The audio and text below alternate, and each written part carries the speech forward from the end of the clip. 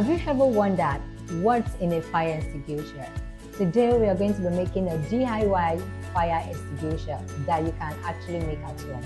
Now, there are different things contained in the fire extinguisher depending on the type of fire they are designed to fight. We have the dry powder, which is for general purpose. We have the carbon dioxide, which is for electrical. We have the foam, and we have the wet chemical. Fire extinguisher uses the pass method.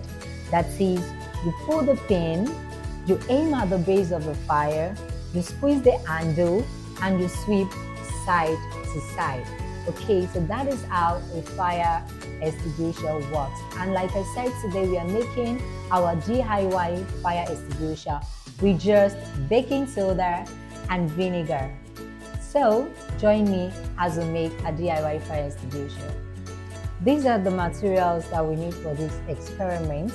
We have a baking soda, we have a vinegar, we have a candle, we have a lighter, we have a balloon, funnel, bottle, cups, and a lot.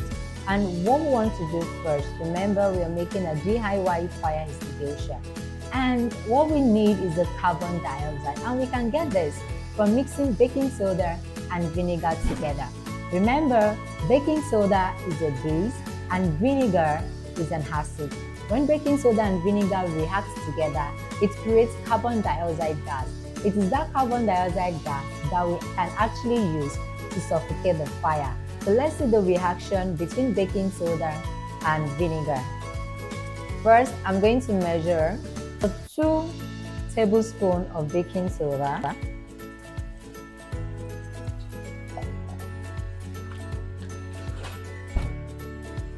and about 1/4 cup of vinegar.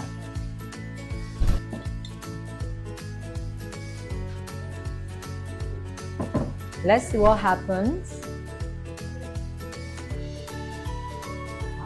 Can we see the reaction between baking soda and vinegar? We are going to be using this reaction to create our DIY fire extinguisher. Okay, so I'm going to pour some vinegar into the bottle.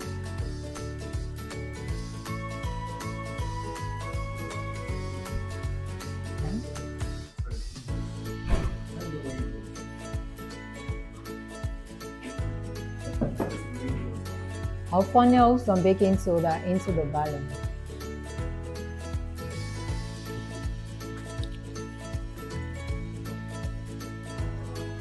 Remember, this is a safe experiment, but because we are making use of a lighter, make sure a parent or an adult actually guides you in doing that. Okay, so I'm going to funnel this into the balloon. So stretch the balloon over the rim of the bottle.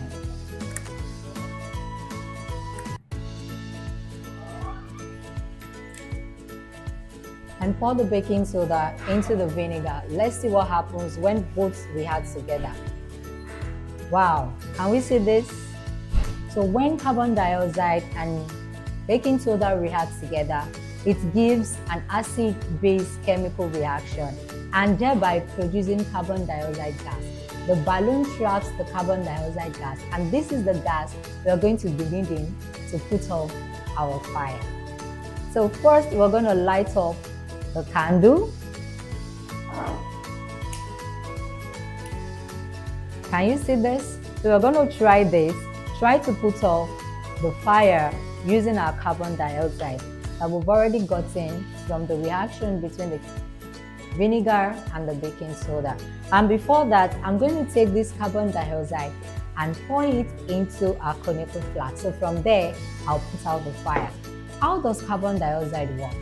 Carbon dioxide works by preventing the flame from getting the oxygen that it actually needs to survive, thereby suffocating the fire. So I'm putting this off. I'm removing the carbon dioxide that is trapped in the balloon. Do that gently.